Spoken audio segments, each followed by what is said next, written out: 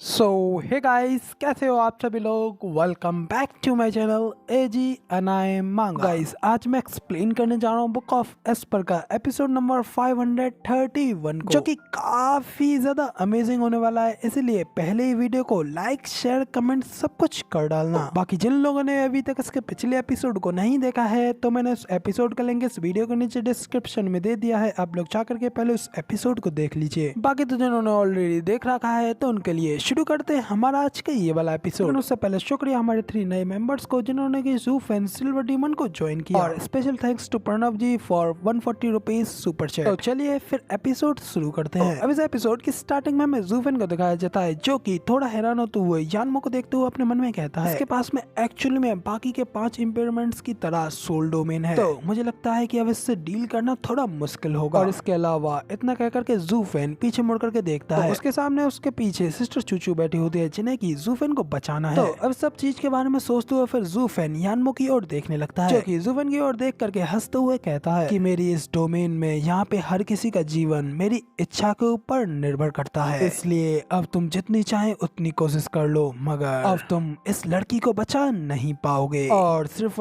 अकेले ही मुझसे फाइट लड़ते रह जाओगे। तुम्हारे पास जीतने की भले ही काफी ज्यादा इच्छा हो, मगर मुझसे जीतने के लिए तुम्हारे पास में कोई चॉइस नहीं है, क्योंकि यही डिफरेंस है तुम्हारे और मेरे बीच की स्टेजेस में, और ये एक ऐसी खाई है जिसे कि तुम कभी भी पार नहीं कर सकते। फिर चाहे तुम कितने भी ज्यादा फ्रिकी और विचित्र क्यों ना हो, कोई फर्क नहीं पड़ता, तुम मेरा मुकाबला नहीं कर सकते। इधर यानमो की ये सारी बातें सुनने के बाद में किंग चन भी जूफेन की ओर नम आंखों से देखने लगती है। किंग चन की आंखों में इस नमी को देखने के बाद में जूफेन अपनी पूरी हिम्मत से उठता है और सीधा किंग चन के सामने उसे प्रोटेक्ट करने के लिए यानमो के खिलाफ अभी भी बेधड़क खड़ा होता है। तो तब जूफेन के लिए परेशान होते हुए वेनेबल यान भी अपने मन में कहते हैं, जूफेन क्या तुम सच में इसके लिए अपनी सोल को खोने जा रहे हो? कि जूफेन को अभी भी किंग चन के सामने खड़ा होते हुआ देख यानमो तो अपनी एक ईवल सी स्माइल पास करते हुए हंसने लगता है, और इसी तरह हंसते हुए आगे कहता है,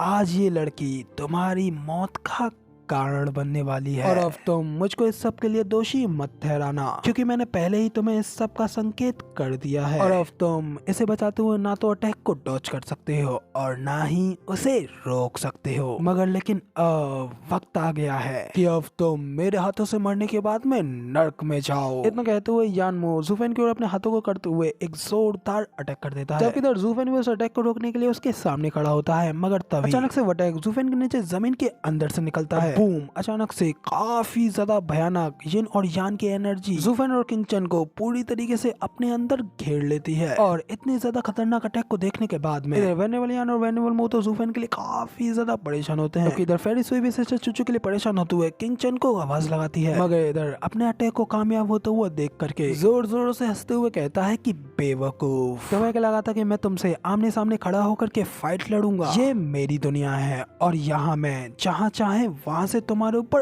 अटैक कर सकता हूँ, मगर बताओ क्या तुम अपना बचाव इन सब से कर सकते हो? लेकिन सच बताऊं बच्चे, तुमने काफी अच्छा किया और मेरे इस अटैक से मरने वाले पहले व्यक्ति तुम हो, तो इस चीज से मैं सच में काफी ज्यादा हॉनर फील कर रहा हूँ कि मैंने तो ये अटैक वेस्टरलैंड के सबसे बड़े टैलेंट वू किंग्यू के लिए रोक करके रखा था। तो अब जब यानमो ये सब सोच ही रहा होता है कि अचानक से सामने देखते हुए उसे एक जोरदार झटका लगता है, क्योंकि उस आग में से अभी भी कोई आगे बढ़ते हुए कहता है, ओ क्या तुम सचमुच में ये सोचते हो? तो ये देख करके तो यानमो की आंखें भी खुली की खुली रह जाती हैं और उसे पसीने छूटने लगते हैं, क्योंकि उसके सामने जूफेन और किंग चैन दोनों ही बिल्कुल सेफ खड़े होते हैं, कि अब यहाँ पे जूफेन ने भी कर दिया होता है अपना डोमेन एक्सपेंशन, और फिर इधर फिर जूफेन उसे चढ़ाते हुए कहता है कि तुमने अपने इस मुंह से मेरे लिए इतने अच्छे अच्छे शब्द बोले, तो इसके लिए तो मुझे लगता है कि तुम्हारे इस अच्छे व्यवहार के लिए मुझे तुम्हें धन्यवाद देना उचित रहेगा। मैंने सही कहा ना? तो अब इसी के साथ में हमें दिखाया जाता है कि जूफेन की आइज ऑफ द वॉइड की पावर्स भी एक्टिवेट होती हैं। जूफेन को इस तरीके से बिल्कुल ठीक देख यानमो के शरीर से टोटली पसीने छूट गए होते हैं, और वो काफी ज्यादा हैरान होते हुए कहता है कि ये तो बिल्कुल ही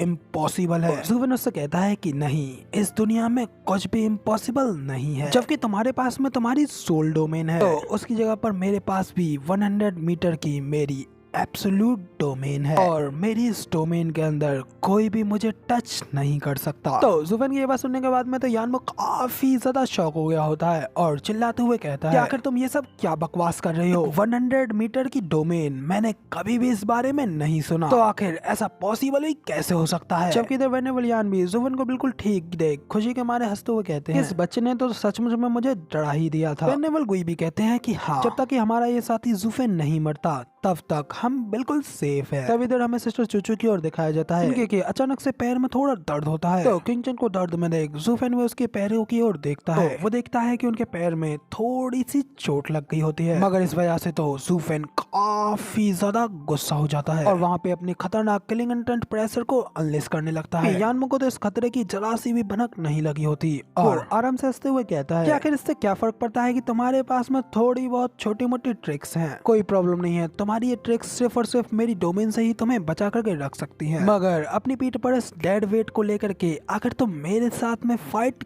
कैसे लड़ोगे, और तब मैं तुम्हें उस पल पे तो हरा ही दूंगा जिस पल पर तुम पूरी तरीके से थक करके एग्जॉस्ट हो जाओगे। तो यानमो की ये सारी बातें सुनने के बाद में ज़ुफेन तो उसकी बात का एक भी जवाब नहीं देता, बस सीधा किंगचन को अपनी गोद में उठा लेता है। ज़ुफेन को ये सब करता हुआ देख करके तो यानमो भी उसको काफी ज्यादा हैरानी से देख रहा होता है। तब ज़ुफेन उससे कहता है कि तुम एक चीज को लेकर के बिल्कुल गलत हो, जबकि हमारे इन स्टेजेस के बीच में हेवन और अर्थ का डिफरेंस है, मगर हम में से कौन हेवन है और कौन अर्थ है ये बात अभी तक स्पष्ट नहीं हुई है। क्योंकि रही बात मेरी, मैं जब चाहूँ जिस टाइम चाहूँ उस टाइम तुम्हारी जान ले सकता हूँ, और तुम अभी तक यहाँ पर जीने में सिर्फ इसीलिए सफल हो क्योंकि यहाँ पर तुम्हारे पास में सभी एडवांटेजेस हैं, और उससे भी ज्यादा मैं अब तक तुम्हें बचा करके तुम्हारे हेलियन फ्लेम सेक्ट पर एक एहसान कर रहा था और आगे के होने वाले झगड़े को अवॉइड करना चाहता था, मगर अब तो तुमने अपनी लाइंस को कुछ ज्यादा ही क्रॉस कर लिया है। ज़ुफेन की ये सारी बातें सुनने के बाद में तो यानमो और भी ज्यादा घबराते हुए से कहता है कि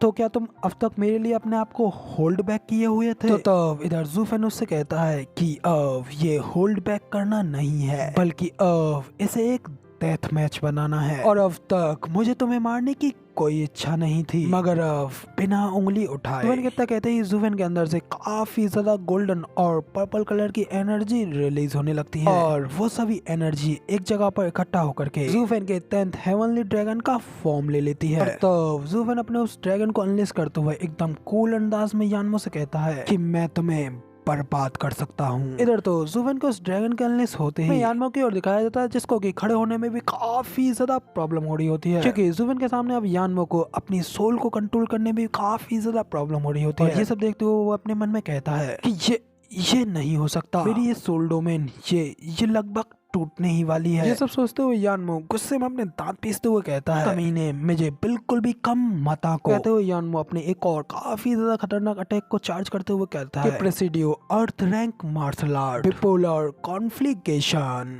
भाई कैसा नाम है। एक्चुअली यानमो ज़ुफेन के ऊपर एक और खतरनाक अटैक करने की कोशिश कर ही रहा होता है कि तभी ज़ुफेन भी वहीं पे खड़ा बिना किसी देरी के अपने ब्रेथ स्टाइल थर्ड मूव का यूज करता है, जिस वजह से हमें ज़ुफेन को ऑरा ड्रैगन की ओर दिखाया जाता है। अचानक से अपने मुंह में एक खतरनाक अटैक को चार्ज करने लगता है, जो कि होता है ज़ुफेन का वही breath style third move heaven dragon soul necro dragon screech. ज़ुफेन के कहते हैं इस ड्रैगन के मुंह से एक जोरदार खतरनाक एनर्जी बड़ी तेजी से यानमो के ऊपर अटैक करने के लिए आगे बढ़ रही होती है, और वो एनर्जी पावर इतनी ज्यादा भयानक होती है कि यानमो उसके सामने एक चूहा लग रहा होता है, जिसका के सामना तो यानमो बिल्कुल नहीं कर सकता, और फिर वो अटैक सीधा यानमो के जाकर के लग जाता है। मगर इससे पहले आगे क्या होता है इसके बारे में हमें पता चलता, उससे पहले ही हमारा ये वाला एपिसोड यहाँ पे कंप्लीट हो जाता है। और गाइस आप लोगों को पता नहीं हो तो साइड पर फ्राइडे को कोई भी एपिसोड रिलीज नहीं हुआ था, इसलिए आप लोगों को फ्राइडे को बुक ऑफ एस्पर की कोई भी एपिसोड देखने को नहीं मिला। तो उसका मतलब आज एक एपिसोड आ गया और एक कल आएगा, इसलिए इस हफ्ते आप लोगों को सिर्फ 2 ही एपिसोड देखने को मिलेंगे। बाकी फिलहाल गाइस वीडियो पसंद आई हो तो यार एक लाइक कर देना, साथ ही कमेंट करके जरूर बताना कि आप लोगों को हमारा ये वाला वीडियो का एक्सप्लेनेशन कैसा लगा, और हाँ चैनल पर नए और आगे भी ऐसी अमेजिंग वीडियोस को देखना चाहते हो तो इस चैनल को सब्सक्राइब जरूर से कर देना। शुक्रिया। बाकी मिलते हैं किसी और नई वीडियो में, तब तक के लिए बाय बाय।